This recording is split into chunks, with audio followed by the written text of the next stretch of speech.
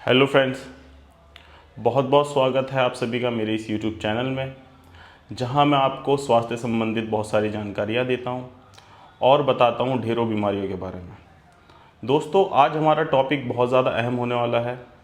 जिन लोगों को घुटनों में दर्द रहता है, ये वीडियो उन्हीं के लिए है और ये वीडियो अंत तक ज़रूर देखिएगा। तो दोस्तों, आज हम बात करेंगे घुटनों के दर्द के कारणों के बारे में और इसका क्या संभव इलाज हम कर सकते हैं।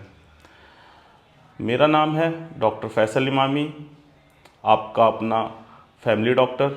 इस वीडियो को शुरू करते हैं।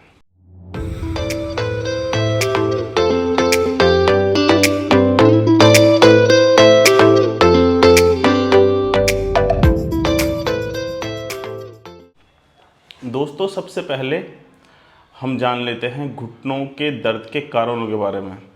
वैसे तो इसके कारण काफ़ी हो सकते हैं, जो अहम कारण हैं उनके बारे में आज हम चर्चा करेंगे।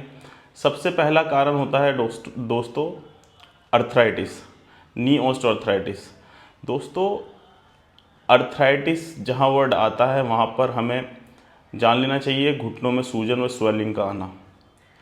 तो ये सूजन स्वेलिंग आपके जो घुटनों में आती है वो ज़्यादातर 50 साल की उम्र के बाद आती है। ठीक है, इसमें क्या होता है, घुटनों के बीच का गैप कम हो जाता है।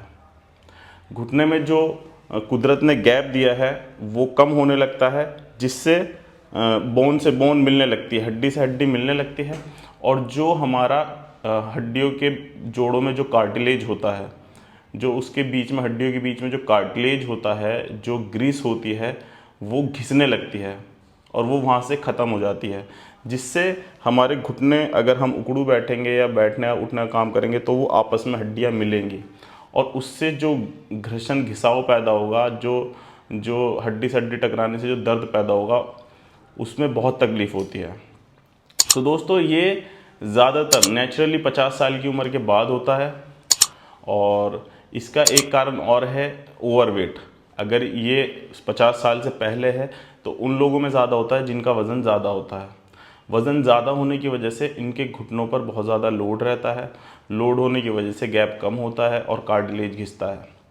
हमारी जो पॉलिश होती है नेचुरली वो घिस जाती है और हड्डी से हड्डी मिलने लगती है। तो एक इसका कारण ओवरवेट भी है, वज़न का ज़्यादा होना। इसी तरीके से दोस्तों, एक ऑटो इम्यून डिजीज़ होती है जिसको हम रूमेटॉइड अर्थराइटिस बोलते हैं। ठीक है ना, जिसको हम रूमेटॉइड अर्थराइटिस बोलते हैं। उसमें क्या होता है, जो हमारा इम्यून सिस्टम है, जो हमारी इम्यूनिटी है, हमारी ताकत है, वो हमारे जोड़ों के खिलाफ एक्शन लेने लगती है। ठीक है ना, अब एक्शन लेगी तो वहाँ पर एक्शन लेने से जो बर्बादी होगी, जो जोड़ों में मतलब कि क्षति पहुँचेगी, उससे जोड़ों में दर्द होना स्टार्ट होगा और स्पेशली घुटनों में भी दर्द होना स्टार्ट होगा।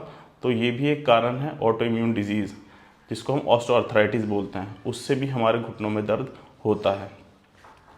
दोस्तों, एक कारण इंजरी भी हो सकती है। इंजरी सभी अंगों पे हो जाती है। इसी तरीके से अगर घुटने की इंजरी है, घुटना हम गिर गए या कोई चोट लग गई, उसके कारणवश अगर हमारे जो जोड़ है उसमें क्षति पहुंची है, आसपास की मसल में क्षति पहुंची है, तो हमें दर्द ज़रूर होगा। तो घुटनों का दर्द का कारण एक इंजरी होती है।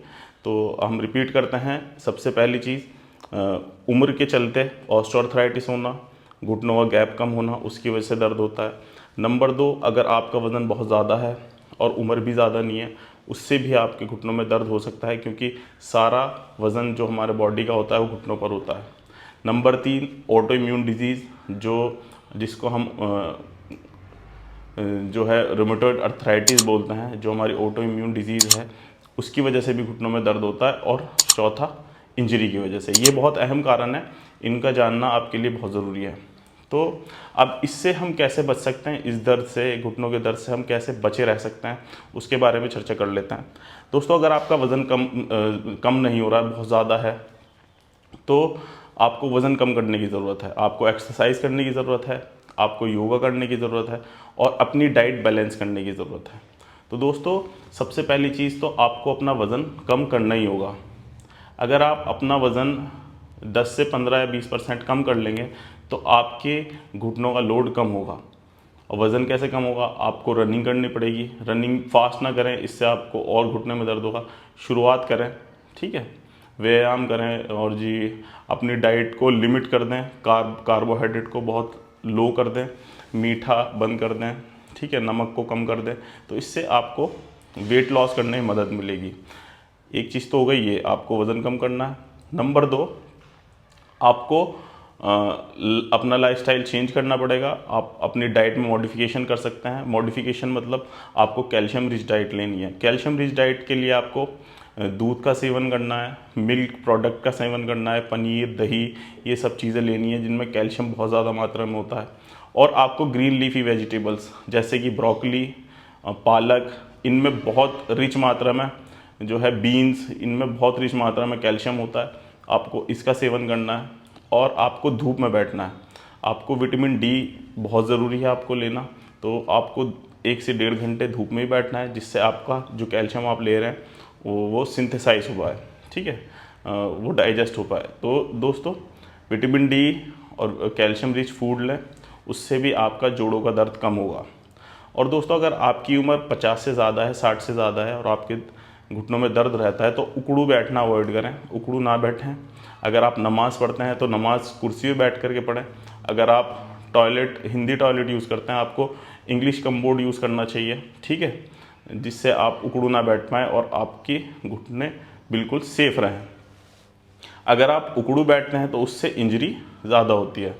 और व्यायाम करना बहुत ज़रूरी है, जिससे आपकी जो घुटने की ऊपर नीचे की मसल है वो टाइट हो रहे, स्ट्रेंथ रहे, जिससे आपके जो जोड़ है उस पे से लोड थोड़ा कम हो। अगर आप एक्सरसाइज करते हैं उससे आपकी मसल स्ट्रेंथ रहती है, स्ट्रेंथ रहेगी तो आपके जोड़ों में दर्द कम होगा।